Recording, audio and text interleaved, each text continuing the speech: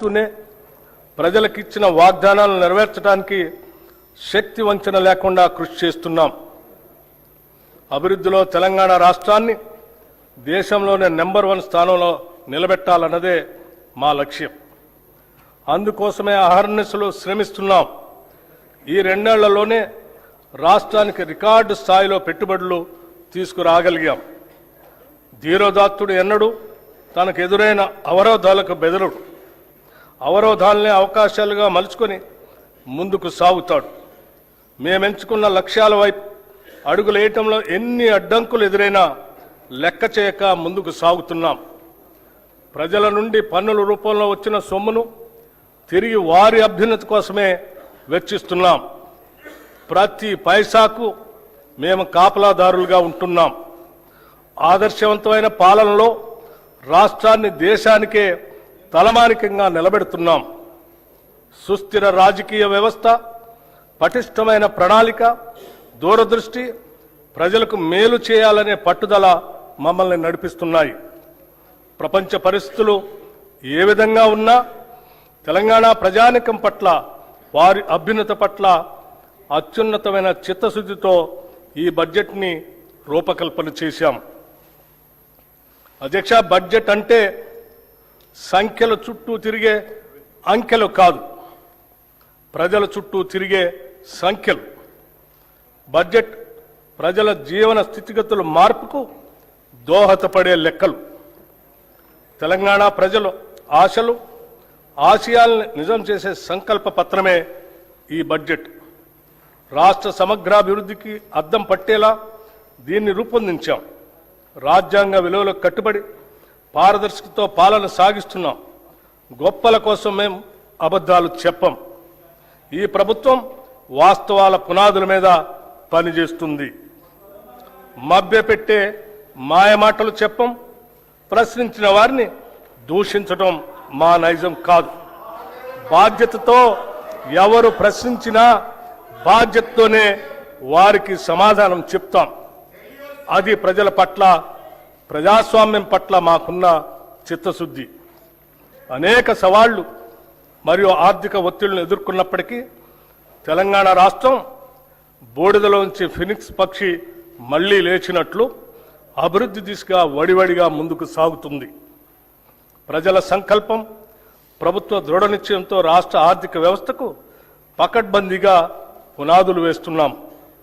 ఈ బడ్జెట్లో రైతు సంక్షేమం, మహిళల సాధికారిత, యువతకు ఉపాధి అవకాశాలు, నైపుణ్యాలతో కూడిన నాణ్యమైన విద్య, ఆరోగ్యం, విద్యార్థులకు పౌష్టికాహారం, మౌలిక వసతుల అభివృద్ధికి ప్రాధాన్యత ఇస్తూ తెలంగాణను సుస్థిరమైన అభివృద్ధి వైపుకు నడిపించేదిగా రూపొందించామని సగర్వంగా తెలియజేస్తున్నాం. తెలంగాణ అస్తిత్వానికి మరియు సంస్కృతికి, సాంప్రదాయాలకి, పండుగలకి మా ప్రభుత్వం పెద్దపీట వేసింది.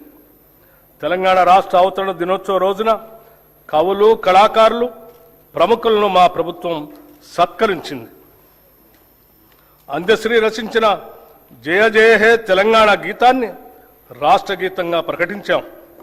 తెలంగాణ తల్లి విగ్రహాన్ని రైతు, శ్రామిక, మహిళా రూపురేఖలతో స్థానిక సంప్రదాయాలు ఉట్టిపడేలా రూపొందించాం. తెలంగాణలో అతిపెద్ద గిరిజన జాతర అయిన మేడారం సమ్మక్క సారలమ్మ జాతరను అత్యంత వైభవంగా నిర్వహించాం. వనదేవతల గద్దెల ప్రాంగణాన్ని చారిత్రక కట్టడాల మాదిరిగా రాతితో నిర్మించాం. కోయ వంశీయుల చరిత్రను ఈ ప్రాంగణం గోడలపై చిహ్నాలుగా, బొమ్మలుగా ఆదివాసీ పద్ధతిలో చెక్కించాం. తెలుగు చలనచిత్రాలకు తెలంగాణ గదర్ ఫిలిం అవార్డ్స్ పేరుతో అవార్డులు అందజేస్తున్నాం. ఆక్స్ఫర్డ్, స్టాన్ఫోర్డ్ యూనివర్సిటీల తరహాలో మన యూనివర్సిటీల్లో కూడా విద్యా ప్రమాణాలు పెంచాలని ప్రభుత్వం సంకల్పించింది. ఉస్మానియా విశ్వవిద్యాలయం, జవహర్లాల్ నెహ్రూ సాంకేతిక విశ్వవిద్యాలయం, వీరనారి చాకలి ఐలమ్మ మహిళా విశ్వవిద్యాలయాలను అంతర్జాతీయ స్థాయి విద్యా సంస్థలుగా తీర్చిదిద్దేందుకు చర్యలు తీసుకుంటున్నాం. విద్యా, ఉద్యోగ అవకాశాలు మెరుగుపరచడం, పెట్టుబడులను ఆకర్షించడంపై మా ప్రభుత్వం ప్రత్యేక శ్రద్ధ కనపరిచింది. గౌరవ రాష్ట్ర ముఖ్యమంత్రి శ్రీ రేవంత్ రెడ్డి గారు మరియు గౌరవ మంత్రి శ్రీ దుద్దిళ్ల శ్రీధర్ బాబు గారు స్వయంగా జపాన్, సింగపూర్, దావోస్ పర్యటనకు వెళ్లి పారిశ్రామికవేత్తలతో సమావేశమై మెప్పించి ఒప్పించడం వల్ల గత 2 ఏళ్లలో లక్షల కోట్ల రూపాయలు పెట్టుబడుల్ని ఆకర్షించాం. రాష్ట్ర ఆర్థిక స్థితి 2025-26 ఆర్థిక సంవత్సరంలో తెలంగాణ స్థూల రాష్ట్ర దేశీయోత్పత్తి ప్రస్తుత ధరల ప్రకారం 17,82,198 కోట్ల రూపాయలు. గత సంవత్సరంతో పోలిస్తే వృద్ధి రేటు 10.7% నమోదు అయింది. ఇదే సమయంలో దేశ జీడిపి 3,57,13,886 కోట్ల రూపాయలు కాగా వృద్ధి రేటు 8% ఉంది. తెలంగాణ వృద్ధి రేటు దేశ సగటు వృద్ధి రేటు కంటే 2.7% ఎక్కువగా ఉంది. అదేవిధంగా దేశ జీడిపిలో రాష్ట్ర జిఎస్డిపి 5% వాటా కలిగి దేశానికి ఒక బలమైన గ్రోత్ ఇంజన్గా తెలంగాణ నిలుస్తుంది. భారతదేశ వృద్ధి రేటు తగ్గుతూ మందగమనంలో ఉన్నప్పటికీ మన రాష్ట్ర వృద్ధి రేటులో మెరుగైన పెరుగుదల కనపడుతుంది. ప్రస్తుత ధరల ప్రకారం 2024-25 ఆర్థిక సంవత్సరంలో 9.8% ఉన్న దేశ జీడిపి వృద్ధి రేటు 2025-26 నాటికి 8% పడిపోయింది. కానీ సరిగ్గా ఇదే సమయంలో తెలంగాణ రాష్ట్ర స్థూల రాష్ట్ర దేశీయోత్పత్తి వృద్ధి రేటు 2024-25లో 10.6% నుంచి 2025-26 నాటికి 10.7% పెరిగింది. దీని ద్వారా మన ప్రభుత్వం ఆచరిస్తున్న విధానాలు సరైన దిశలో ఉన్నాయని, అవి అభివృద్ధికి తోడ్పడుతున్నాయని అనటానికి నిదర్శనం. తలసరి ఆదాయం, రాష్ట్ర తలసరి ఆదాయం గణనీయంగా పెరిగింది. 2025-26 ఆర్థిక సంవత్సరంలో ప్రస్తుత ధరల ప్రకారం రాష్ట్ర తలసరి ఆదాయం 4,18,931 రూపాయలు కాగా వృద్ధి రేటు 10.2%. దేశ తలసరి ఆదాయం 2,19,575 రూపాయలు కాగా వృద్ధి రేటు కేవలం 6.9%. దేశ తలసరి ఆదాయంతో పోలిస్తే తెలంగాణ తలసరి ఆదాయం 1,99,356 రూపాయలు ఎక్కువ, అంటే 1.9 రెట్లు ఎక్కువగా ఉంది. డాక్టర్ ఏపీజే అబ్దుల్ కలాం గారు అన్నట్టు dream dream dream dreams transform into thoughts and thoughts result in action. ప్రస్తుతం $200 బిలియన్ గా ఉన్న ఆర్థిక వ్యవస్థను 2034 నాటికి $1 ట్రిలియన్ ఆర్థిక వ్యవస్థగా, 2047 నాటికి $3 ట్రిలియన్ ఆర్థిక వ్యవస్థగా తీర్చిదిద్దే ఒక మహత్తర లక్ష్యాన్ని నిర్దేశించుకున్నాం. ఈ లక్ష్యాన్ని సాధించడం కోసం విభాగాల వారీగా ప్రత్యేక ప్రణాళికలను రూపొందిస్తున్నాం. సెంట్రల్ స్పాన్సర్ స్కీమ్స్ గత ప్రభుత్వం 2014 నుంచి 2023 వరకు కేంద్ర ప్రాయోజిత పథకాలు సెంట్రల్ స్పాన్సర్ స్కీమ్స్ నిధులను సరైన రీతిలో వినియోగించలేదు. కేంద్రం నుంచి మంజూరైన నిధులను కూడా ఆయా పథకాల అమలుకు ఖర్చు చేయకుండా ఇతర అవసరాలకు నిధులు దారి మళ్లించడం వల్ల కేంద్రం నుంచి రావాల్సిన తదుపరి వాయిదాలు నిలిచిపోయి తెలంగాణకు తీరని నష్టం జరిగింది.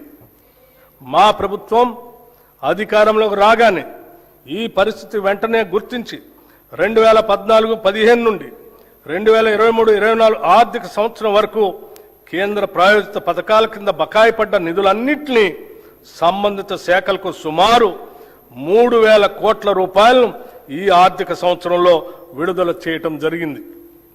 మన రాష్ట్ర అభివృద్ధి కోసం కోఆపరేటివ్ ఫెడరలిజం స్ఫూర్తితో కేంద్ర ప్రభుత్వంతో సత్సంబంధాలు కొనసాగిస్తూ 2021-22 సంవత్సరంలో రాష్ట్రానికి కేంద్ర ప్రాయోజిత పథకాల ద్వారా వచ్చిన నిధులు 4,826 కోట్ల రూపాయలు కాగా మా ప్రభుత్వం ఈ ఆర్థిక సంవత్సరం ఇప్పటిదాకా 7,072 కోట్ల రూపాయలను సాధించింది. ఇదే ఒరవడిని కొనసాగిస్తూ మరిన్ని నిధులను సాధించడానికి రాష్ట్ర ప్రభుత్వం చిత్తశుద్ధితో ప్రయత్నిస్తుంది. అధ్యక్ష, రుణ పునర్వ్యవస్థీకరణ ఏ రాష్ట్రానికైనా ఆర్థిక క్రమశిక్షణ అనేది అభివృద్ధికి మూలాధారం. రాబడికి మించి చేసే అప్పులు ఆ ఆర్థిక వ్యవస్థ మనుగడనే ప్రశ్నార్థకం చేస్తాయి. గత ప్రభుత్వ హయాంలో పరిమితులకు మించి చేసిన అప్పుల కారణంగా రాష్ట్ర ఆర్థిక వ్యవస్థపై తీవ్ర భారం పడింది. ఈ తప్పిదాన్ని సరిదిద్దేందుకు గత ప్రభుత్వం అధిక వడ్డీకి తెచ్చిన రూపాయలు 25,612 కోట్ల రుణాలను తక్కువ వడ్డీకి పునర్వ్యవస్థీకరించింది అని చెప్పడానికి సంతోషిస్తున్నాం. అంతేకాకుండా రుణ చెల్లింపుల వ్యవధిని పెంచి అసలు చెల్లించాల్సిన కాలాన్ని 20 నుంచి 39 సంవత్సరాలకి పొడిగించింది. ఈ రుణ పునర్వ్యవస్థీకరణ ద్వారా 2025-26 నుండి 2031-32 దాకా చెల్లించాల్సిన 34,058 కోట్ల రూపాయల నుంచి 11,915 కోట్లకు తగ్గింది. దీని ద్వారా రాష్ట్రానికి 22,142 కోట్ల రూపాయలు క్యాష్ అవుట్ఫ్లో తగ్గి నగదు వెసులుబాటు కలిగింది. గతంలో TUFIDC సంస్థ 10.2% వడ్డీతో తీసుకున్న 172.02 కోట్లు, తెలంగాణ రోడ్డు డెవలప్మెంట్ కార్పొరేషన్ 9.7% వడ్డీతో తీసుకున్న 2,204.06 కోట్ల రూపాయల రుణాలను 8.6% వడ్డీకి రీస్ట్రక్చర్ చేసుకున్నాము. దీని ద్వారా మొత్తంగా ఈ ఆర్థిక సంవత్సరంలో సుమారు 27,988 కోట్ల అధిక వడ్డీ రుణాలను తక్కువ వడ్డీకి మార్చుకున్నాం. 16వ ఆర్థిక సంఘం కేంద్రానికి పన్నుల రూపంలో మనం ఏటా 1,000 కోట్ల రూపాయల ఆదాయం సమకూరుస్తుంటే తిరిగి కేంద్ర పన్నుల పంపకాల ద్వారా మనకు ఇస్తున్నది మనం కట్టే ప్రతి రూపాయలో సగటున 42 పైసలే.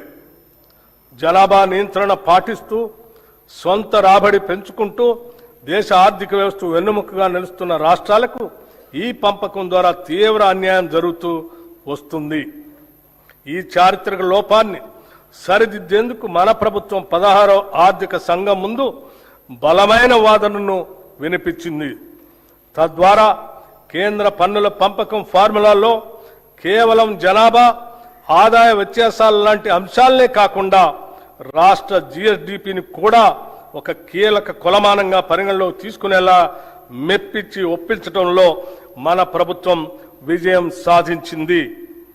దీని ద్వారా తెలంగాణ వాటాను 2.102% నుండి 2.174%కి పెంచటం జరిగింది. తెలంగాణ రాష్ట్రాన్ని దేశంలోనే భవిష్యత్ ఆర్థిక శక్తిగా అభివృద్ధి చేయాలనే లక్ష్యంతో తెలంగాణ రైజింగ్ గ్లోబల్ సమ్మిట్ 2025ను డిసెంబర్ 8-9 తేదీల్లో హైదరాబాద్లోని భారత్ ఫ్యూచర్ సిటీలో విజయవంతంగా నిర్వహించాం. ప్రధాన రంగాలలో ప్రపంచ స్థాయి పెట్టుబడులను ఆకర్షించడానికి ఈ సమ్మిట్ ఒక ముఖ్య వేదికగా నిలిచింది. ప్రపంచవ్యాప్తంగా సుమారు 2,000 మంది అంతర్జాతీయ ప్రతినిధులు, పెట్టుబడిదారులు, విధాన రూపకర్తలు, ఆర్థిక నిపుణులు, సాంకేతిక రంగ నిపుణులు ఈ సమ్మిట్లో పాల్గొన్నారు. ఈ సమ్మిట్లో నోబెల్ బహుమతి గ్రహీతలు ఆర్థికవేత్త శ్రీ అభిజిత్ బెనర్జీ, సామాజికవేత్త శ్రీ కైలాష్ సత్యార్థి, RBI మాజీ గవర్నర్లు శ్రీ దువ్వూరి సుబ్బారావు, శ్రీ రఘురామ రాజన్, ఆర్థికవేత్త శ్రీ అరవింద్ సుబ్రహ్మణ్యన్, యునైటెడ్ కింగ్డమ్ మాజీ ప్రధాని Shri Tony Blair, World Economic Forum ప్రతినిధి శ్రీ జెర్మీ జగ్గన్స్ వంటి ప్రముఖులు పాల్గొన్నారు.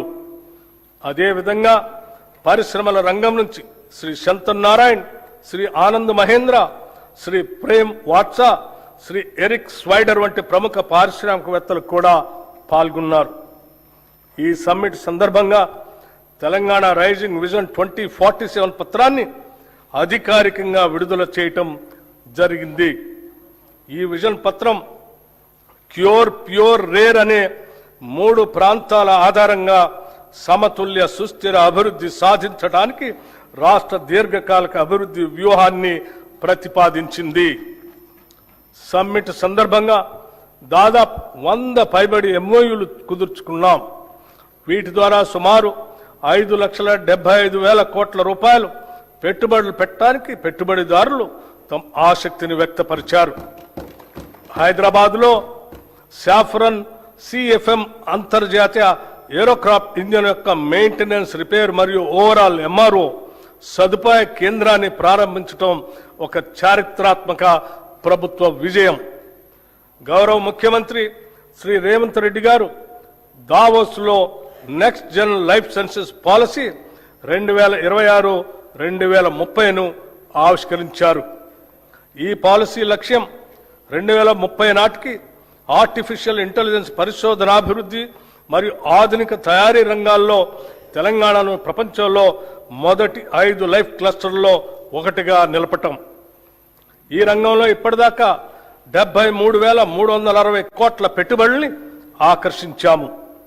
దీనివల్ల 1,00,000 మందికి ప్రత్యక్షంగా మరియు 2,50,000 మందికి పరోక్షంగా ఉద్యోగాలు సృష్టించబడతాయి. సింగపూర్కు చెందిన ఏజీఐడిసి, వియత్నాంకు చెందిన వెన్ గ్రూప్, జేసీకి ఇన్ఫ్రా ప్రాజెక్ట్స్ లిమిటెడ్ సంస్థల నుంచి మొత్తం 1,03,500 కోట్ల రూపాయల పెట్టుబడులు వస్తాయి. ప్రణాళికాబద్ధంగా అభివృద్ధి సాధించడానికి, ఈ అభివృద్ధికి ప్రజలను వారసులను చేస్తూ ముందుకు సాగటానికి అంతర్జాతీయ స్థాయిలో ఎక్కడా లేని విధంగా క్యూర్, ప్యూర్, రేర్ అనే 3 ప్రధాన ప్రాంతాలుగా గుర్తించాం. క్యూర్లో సేవా రంగానికి, ప్యూర్లో ఉత్పాదక రంగానికి, రేర్లో వ్యవసాయ మరియు వ్యవసాయ అనుబంధ రంగాలకు ప్రాధాన్యత ఇస్తూ రాష్ట్రాన్ని అభివృద్ధి చేస్తున్నాం. Hyderabad outer ring road ORR లోపల క్యూర్ ప్రాంతంలో technology, artificial intelligence, global capability సెంటర్లు, పరిశోధన, అభివృద్ధి, స్టార్టప్, ఫైనాన్షియల్ సర్వీసెస్ సంస్థలు మరియు ఇతర సర్వీస్ సెక్టార్లను అధిక విలువైన సేవల కేంద్రంగా అభివృద్ధి చేయాలని నిర్ణయించాం. తెలంగాణలో పట్టణ జనాభా 2031 నాటికి 53.8% చేరుకునే అవకాశం ఉంది. ఈ నేపథ్యంలో క్యూర్ ప్రాంత పరిధిని కాలుష్యరహితంగా నెట్ జీరో మార్చేందుకు కావలసిన అన్ని చర్యలు తీసుకుంటున్నాం. సందర్భంగా health policy, Hyderabad industrial lands transformation పాలసీని కింద కాలుష్య కారక పరిశ్రమలను ఓఆర్ఆర్ బయటికి తరలించేందుకు మరియు సింగిల్ యూజ్ ప్లాస్టిక్ వినియోగాన్ని నిషేధించేందుకు చర్యలు తీసుకుంటున్నాం. క్యూర్ పరిధిలో ప్రస్తుతం ఉన్న పెట్రోల్, డీజిల్ ఆటోలను రెట్రో ఫిట్టింగ్ ద్వారా ఎలక్ట్రిక్ వాహనాలుగా ప్రభుత్వ ఖర్చుతో మారుస్తాం. Peri urban region economy, outer ring road, regional ring road మధ్య ప్రాంతాన్ని మ్యానుఫ్యాక్చరింగ్ హబ్గా అభివృద్ధి చేయాలని లక్ష్యంగా పెట్టుకున్నాం. ఈ ప్రాంతంలో తయారీ పరిశ్రమలు, ఎంఎస్ఎంఈ క్లస్టర్లు, లాజిస్టిక్ హబ్లు, పారిశ్రామిక పార్కులు ఏర్పడేలా చర్యలు తీసుకుంటాం. దీని ద్వారా ముఖ్యంగా పెద్ద ఎత్తున ఉద్యోగాలు సృష్టించబడతాయి. ఈ ప్రాంతం తెలంగాణ ఆర్థిక వ్యవస్థకు తయారీ కేంద్రంగా, మ్యానుఫ్యాక్చరింగ్ ఇంజన్గా మారనుంది. రీజనల్ రింగ్ రోడ్ అవతల ఉన్న ప్రాంతాలను వ్యవసాయ వాల్యూ యాడెడ్ ఆర్థిక వ్యవస్థగా ఏర్పాటు చేస్తున్నాం. ఇందులో ఆహార ప్రాసెసింగ్ పరిశ్రమలు, విలువ ఆధారిత వ్యవసాయం, పర్యావరణ పర్యాటక రంగంపై ప్రత్యేక దృష్టి సారిస్తున్నాం. దీని ద్వారా గ్రామీణ ప్రాంతాల ఆదాయం పెరిగి సమగ్ర ప్రాంతీయ అభివృద్ధి సాధ్యమవుతుంది. హైదరాబాద్ అభివృద్ధికి ప్రభుత్వం పలు చర్యలు తీసుకుంటుంది. ఔటర్ రింగ్ రోడ్ అవతల లోపల ఉన్న 20 మున్సిపాలిటీలను, 7 కార్పొరేషన్లను విలీనం చేస్తూ జిహెచ్ఎంసీ ప్రాంతాన్ని పరిపాలనా సౌలభ్యం కోసం ప్రభుత్వం పునర్వ్యవస్థీకరించి నగరంలో సమ్మిళిత మరియు సమాన అభివృద్ధిని సాధించే దిశగా మన ప్రభుత్వం జిహెచ్ఎంసీని కొత్త డివిజన్లు మరియు బ్లాకులతో కూడిన గ్రేటర్ హైదరాబాద్, సైబరాబాద్ మరియు మల్కాజ్గిరి అనే 3 నగరపాలక సంస్థలుగా విభజించింది. అనేక పాలనాపరమైన సంస్కరణలతో పాటు ప్రణాళికాబద్ధమైన అభివృద్ధి కోసం సమర్థులైన అధికారుల్ని నియమించడం జరిగింది.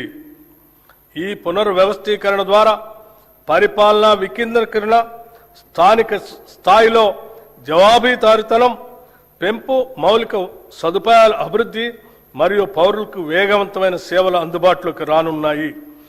ఈ 3 మున్సిపల్ కార్పొరేషన్లతో పాటు హైదరాబాద్ మెట్రోపాలిటన్ వాటర్ సంస్థ, హైడ్రా వంటి సంస్థలన్నింటినీ సమన్వయపరిచే ఒక సంస్థను ఏర్పాటు చేయడానికి తగిన చట్ట సవరణ చేయాలని నిర్ణయించాం. ప్రపంచవ్యాప్తంగా అతివేగంగా అభివృద్ధి చెందుతున్న గ్లోబల్ సిటీల జాబితాలో ఇప్పటిదాకా మన దేశంలో ఢిల్లీ, ముంబై వంటి పట్టణాలు మాత్రమే టాప్ 10 లిస్టులో ఉన్నాయి.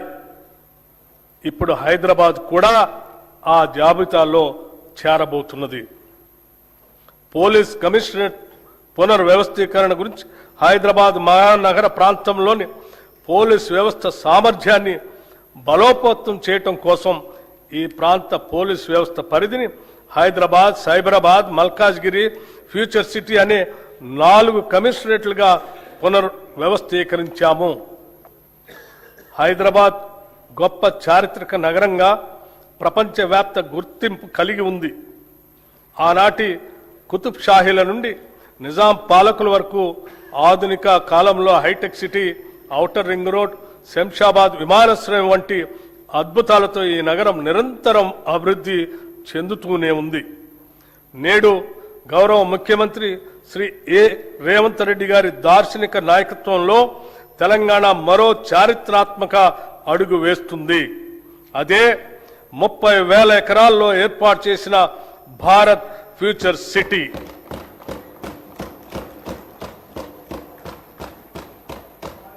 రేడియల్ రోడ్ల నిర్మాణం, ఫ్యూచర్ సిటీని నేరుగా ఆంధ్రప్రదేశ్లోని మచిలీపట్నం పోర్టుకి అనుసంధానించే గ్రీన్ ఫీల్డ్ జాతీయ రహదారి, భూగర్భ విద్యుత్ వ్యవస్థ, పర్యావరణ అనుకూల స్మార్ట్ గ్రిడ్లతో ఈ నగరం సుస్థిర అభివృద్ధికి నిదర్శనంగా నిలుస్తుంది. అంతర్జాతీయ ప్రమాణాలకు అనుగుణంగా నైపుణ్యం కలిగిన శ్రామిక శక్తిని తయారు చేయడం కోసం ఇక్కడ స్కిల్ యూనివర్సిటీని ఏర్పాటు చేశాం. ఈ ఫ్యూచర్ సిటీ నిర్మాణం పూర్తి చేసుకుంటే ఈ నగరం అంతర్జాతీయ నగరాల సరసన నిలిచి అంతర్జాతీయ పర్యాటక కేంద్రంగా మారుతుంది. తెలంగాణ ఉద్యమ ఆకాంక్షలలో అత్యంత కీలకమైన ఉద్యోగ నియామకాల భర్తీకి ప్రజాప్రభుత్వం అత్యంత ప్రాధాన్యతనిచ్చింది. గత ప్రభుత్వం నిరుద్యోగుల జీవితాలతో చెలగాటం ఆడింది. టీజీపీఎస్సీ ద్వారా నిర్వహించే అత్యున్నతమైన గ్రూప్ 1, గ్రూప్ 2 పరీక్షలను సమర్థవంతంగా నిర్వహించలేక పరీక్షా పత్రాలు లీక్ కావడంతో రాజ్యాంగబద్ధ సంస్థ అయిన టీజీపీఎస్సీ నవ్వుల పాలైంది. గత ప్రభుత్వ నిర్లక్ష్యానికి ఎందరో నిరుద్యోగులు ప్రాణాలు కోల్పోయారు. ఈ ప్రభుత్వం అధికారంలోకి రాగానే యూపీఎస్సీ స్థాయిలో టీజీపీఎస్సీని పునర్వ్యవస్థీకరించి నిరుద్యోగుల ఆకాంక్షలను గుర్తించి ఇప్పటి వరకు 67,763 మంది నిరుద్యోగులకు నియామక పత్రాల్ని అందించడం జరిగింది. తెలంగాణ రాష్ట్రంలోని బడుగు బలహీన వర్గాలకు అండగా నిలిచేందుకు వీలుగా రాష్ట్రంలో సివిల్ సాధించే లక్ష్యంతో పోటీ పరీక్షలకు సన్నద్ధం అవుతున్న విద్యార్థులకు అండగా నిలిచేందుకు రాజీవ్ సివిల్స్ అభయహస్తం పథకాన్ని ప్రభుత్వం అమలు చేస్తుంది. ఈ పథకం ద్వారా ఈ సంవత్సరం ప్రభుత్వ రంగ సంస్థ అయిన సింగరేణి సంస్థ సిఎస్ఆర్ నిధుల ద్వారా సివిల్స్ మెయిన్ పరీక్షలకు హాజరైన 202 మంది అభ్యర్థులకు ₹1,00,000 చొప్పున ఆర్థిక సహాయం అందించింది. ఈ సహాయం అందుకున్న అభ్యర్థుల్లో 51 మంది ఇంటర్వ్యూలకు సెలెక్ట్ అయ్యారు. వారికి అదనంగా ₹1,00,000 ఆర్థిక సహాయాన్ని అందించాం. వారిలో 20 మంది యూపీఎస్సీ సివిల్ సర్వీసెస్ ఫలితాల్లో మంచి ర్యాంకులు సాధించి తెలంగాణ రాష్ట్ర యువత తమ సత్తాను చాటి చెప్పారు. తెలంగాణ రాష్ట్రంలో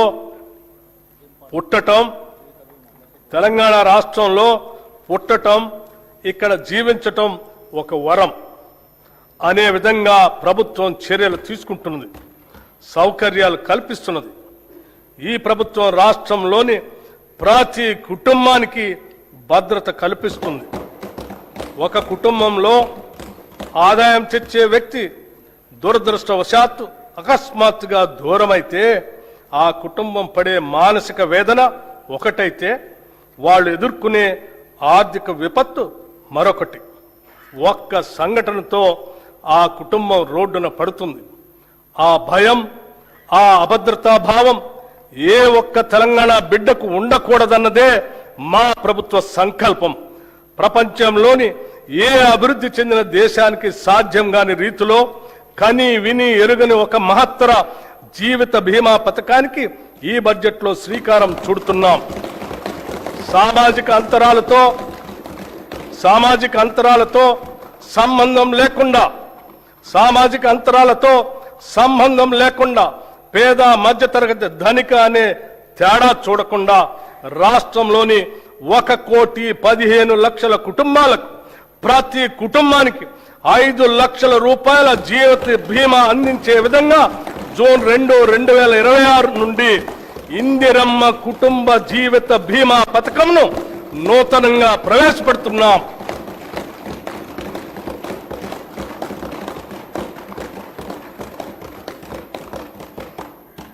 ప్రజల సమస్యలను త్వరితగతిన పరిష్కరించేందుకు, పరిపాలనలో పారదర్శకత, బాధ్యతను పెంపొందించేందుకు ఏర్పాటు చేసిన ప్రజావాణి కార్యక్రమం విజయవంతంగా కొనసాగుతుంది. హైదరాబాద్లో ఉన్న మహాత్మా జ్యోతిబా పూలే ప్రజాభవన్లో ప్రజల వినతులను నేరుగా సమర్పించే అవకాశాన్ని కల్పించాం. ప్రభుత్వం అమలు చేస్తున్న సంక్షేమ పథకాలు, చేపడుతున్న అభివృద్ధి కార్యక్రమాలను ప్రజలకు మరింతగా చేరువ చేయాలనే సంకల్పంతో రాష్ట్రంలో ప్రజాపాలన ప్రగతి ప్రణాళిక పేరుతో 99 రోజుల కార్యక్రమాన్ని ప్రభుత్వం రూపొందించింది. ఈ కార్యక్రమం 2026 మార్చి 6 నుంచి జూన్ 12 వరకు సాగుతుంది. గ్రామ, మండల, నియోజకవర్గ, జిల్లా మరియు రాష్ట్ర స్థాయిల వరకు పరిశుభ్రత, ఫైళ్ల క్లియరెన్స్, ఆరోగ్యం, రోడ్డు సేఫ్టీ, సంక్షేమం, పిల్లల భద్రత, డ్రగ్స్ కు నో, రైతు సంక్షేమం, వ్యవసాయం, విద్య, యువత, క్రీడలు, మహిళలు, పర్యావరణం వంటి 10 అంశాలతో కూడిన ఈ కార్యక్రమాన్ని ప్రజాప్రతినిధులు, జిల్లా అధికారులు, స్వయం సహాయక సంఘాల మహిళలు మరియు పౌర సమాజ సంస్థల భాగస్వామ్యంతో అమలు చేస్తున్నాం. గత ప్రభుత్వం అట్టహాసంగా తెచ్చిన ధరణితో రైతులు అలివికాని కష్టాలు ఎదుర్కొన్నారు. ఈ భూ సమస్యలకు శాశ్వత పరిష్కారం కోసం ప్రభుత్వం తెలంగాణ భూభారతి చట్టం 2025ను అమలు చేసింది. ఈ చట్టం ద్వారా ప్రత్యేకమైన భూమి గుర్తింపు వ్యవస్థతో పాటు ఆర్టిఫిషియల్ ఇంటెలిజెన్స్ ఆధారిత భూమిత్ర చాట్ బాట్ను కూడా ప్రవేశపెట్టింది. గ్రామ స్థాయిలో భూ పరిపాలన బలోపేతం చేయడానికి 5,010 గ్రామ పాలనా అధికారులతో సహా 8,900 మంది సిబ్బందిని నియమించాం. అదనంగా 5,520 లైసెన్స్డ్ సర్వేయర్లు తమ సేవలను అందిస్తున్నారు. ఈ సంవత్సరం 3,76,000 కొత్త పట్టాదారు పాస్బుక్స్ జారీ చేయబడ్డాయి. భూభారతి చట్టం అమలులో భాగంగా రిజిస్ట్రేషన్, రెవెన్యూ, సర్వే సేవలను ఒకే వేదికపై తీసుకుని వచ్చాము. దీంతో రైతుల సమస్యలకు త్వరిత పరిష్కారం అందించే అవకాశం కలిగింది.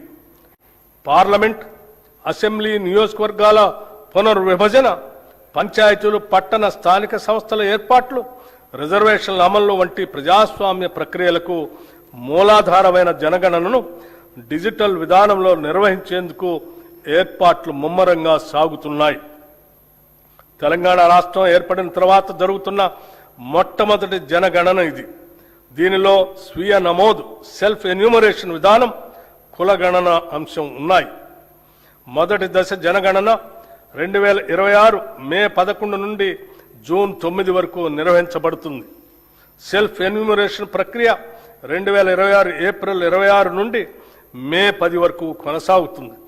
రెండవ దశ దేశవ్యాప్తంగా 2027 ఫిబ్రవరి 9 నుండి ఫిబ్రవరి 28 వరకు నిర్వహిస్తారు. తదుపరి మార్చి 1, 2027 తేదీని రిఫరెన్స్ డేట్గా తీసుకుంటారు.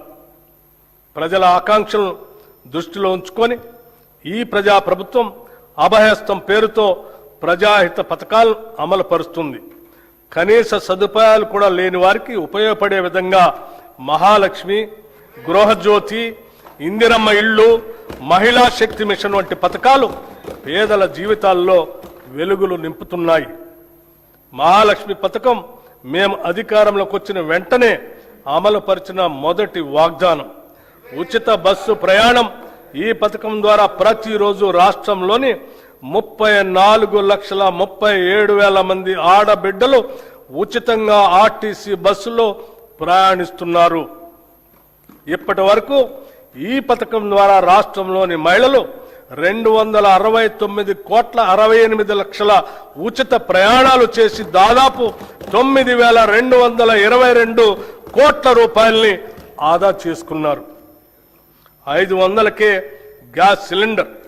వంట గ్యాస్ సిలిండర్ భారం నుంచి మహిళలను ఉపశమనం కల్పించేందుకు 500 రూపాయలకే గ్యాస్ సిలిండర్ను అందించే పథకాన్ని ప్రభుత్వం ప్రారంభించింది. ఈ పథకం కింద రాష్ట్రంలో 42,90,000 కుటుంబాలకి లబ్ధి చేకూరింది. ఈ పథకం ద్వారా సుమారు 752 కోట్ల రూపాయలు మహిళలకు ఆదా అయింది. గృహజ్యోతి పథకం ద్వారా సుమారు 53,09,000 పేద మధ్యతరగతి కుటుంబాలకి 200 యూనిట్ల వరకు ఉచిత కరెంటు అందిస్తున్నాం. ఈ పథకం కింద ఇప్పటి వరకు 10,97,00,000 సున్నా బిల్లులు జారీ చేయబడ్డాయి. ఈ సబ్సిడీ కింద 3,900,54,00,000 రూపాయలు విద్యుత్ సంస్థలకు ప్రభుత్వం చెల్లించింది. చేయూత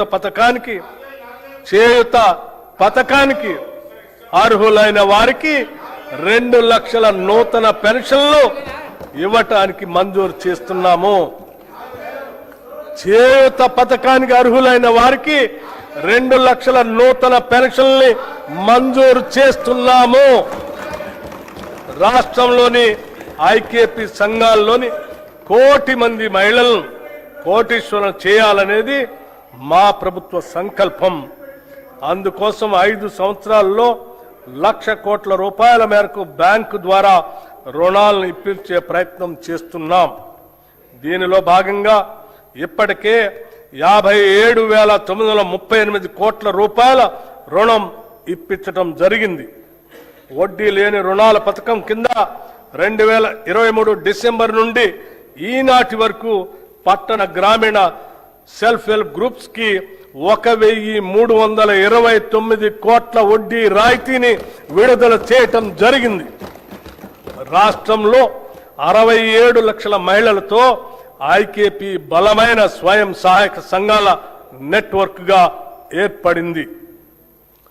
మహిళా సంఘాలతో శిల్పారామంలో 106 స్టాళ్లతో ఇందిరా మహిళా శక్తి బజార్ ఏర్పాటు చేశాం.